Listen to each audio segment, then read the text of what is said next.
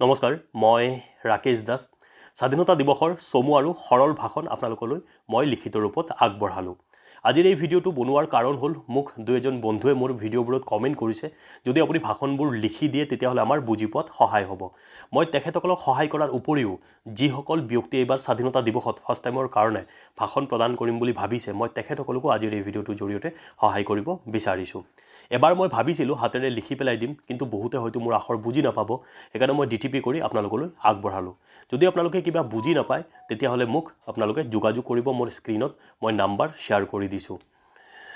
আপোনালোকে আৰম্ভণি এনেকৈ কৰিব, আজিৰ এই শুভক্ষণত উপস্থিত সন্মানীয় শিক্ষাগুৰুসকল, সন্মানীয় গণ্যমান্য ব্যক্তিসকল, মোৰ বন্ধু বান্ধৱীসকল, মৰমৰ ছাত্ৰ ছাত্ৰীসকল আৰু সন্মানীয় ৰাইজ, মই সকলোকে ৭৮ সংখ্যক স্বাধীনতা দিৱসৰ আন্তৰিক শুভেচ্ছা জ্ঞাপন কৰিছোঁ। কিমান সংখ্যক হয় আপোনালোকে শুধৰণি কৰি ল'ব। পোনপ্ৰথমে মই সেইসকল মহান শ্বহীদক শ্ৰদ্ধাৰে সোঁৱৰিছোঁ, যিসকলে স্বাধীনতা আন্দোলনত দেশৰ স্বাৰ্থত হাঁহি হাঁহি নিজৰ প্ৰাণ বলিদান দিছিল। ভাৰতৰ ইতিহাসত ১৫ আগষ্ট দিনটো সদায় সোণালী আখৰেৰে জিলিকি থাকিব, কাৰণ ১৯৪৭ চনৰ এই দিনটোত ২০০ বছৰীয়া ব্ৰিটিছৰ শোষণ তোষণৰ অন্ত পেলাই ভাৰতবৰ্ষই স্বাধীনতা লাভ কৰিছিল।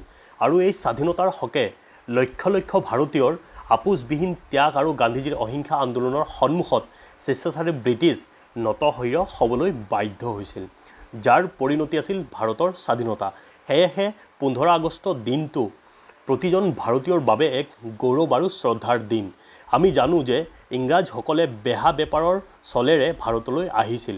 ভাৰতত আহি ১৭৭৫ চনত পলাশীৰ যুদ্ধত নবাব চিৰাজউদ্দৌলাক পৰাস্ত কৰি আমাৰ দেশ শাসন কৰিবলৈ লয়। লগে লগে ভাৰতবাসী ইংৰাজৰ তলতীয়া হৈ পৰে। ফলত ভাৰতৰ নাগৰিক ব্ৰিটিছৰ শোষণ নিষ্পেষণ আদিৰ বলি হ'বলগীয়া হয়। লাহে লাহে এটা সময়ত ব্ৰিটিছৰ বিৰুদ্ধে ভাৰতৰ জনগণ অতিষ্ঠ হৈ পৰিছিল। জনতাৰ অধিকাৰ কাঢ়ি ব্ৰিটিছে ভাৰতীয়ৰ জনগণৰ ওপৰত উৎপীড়ন চলোৱা আৰম্ভ কৰিছিল।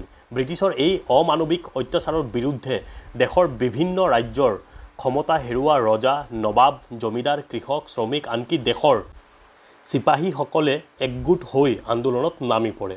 ১৯২০ চনত মহাত্মা গান্ধীয়ে ভাৰতীয় জাতীয় কংগ্ৰেছৰ যোগেদি স্বাধীনতা আন্দোলনৰ নেতৃত্ব গ্ৰহণ কৰে। ১৯২১ চনৰ পৰা সমগ্ৰ ভাৰততে ব্ৰিটিছৰ বিৰুদ্ধে বিদ্ৰোহ আৰম্ভ হয় আৰু এই আন্দোলনত ভাৰতৰ হাজাৰ হাজাৰ জনতাই নিজৰ প্ৰাণ আহুতি দিয়ে, কাৰাবাস খাটিবলগীয়া হৈছিল। স্কুল, কলেজ, কাৰ্যালয় আদিত কৰ্মৰত কৰ্মচাৰীও কৰ্মস্থান ত্যাগ কৰি এই আন্দোলনত নামি পৰে। আৰু এনেকৈ এটা সময়ত ১৯৪৭ চনৰ ১৫ আগষ্ট অৰ্থাৎ আজিৰ এই দিনটোতেই ভাৰতে স্বাধীনতা লাভ কৰিবলৈ সক্ষম হৈছিল। সেই কাৰণে আমি সকলো ভাৰতীয়ই প্ৰতি বছৰে ১৫ আগষ্ট দিনটো স্বাধীনতা দিৱস হিচাপে পালন কৰোঁ।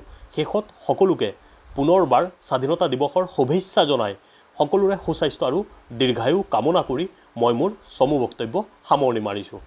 আশা কৰোঁ আপুনি যদি এনেকৈ আপোনাৰ বক্তব্য প্ৰদান কৰে, আপুনি স্বাধীনতা দিৱসত সুন্দৰকৈ আপোনাৰ মনৰ কথাখিনি, আপোনাৰ মনৰ ভাৱনাখিনি আপুনি প্ৰকাশ কৰিব পাৰিব।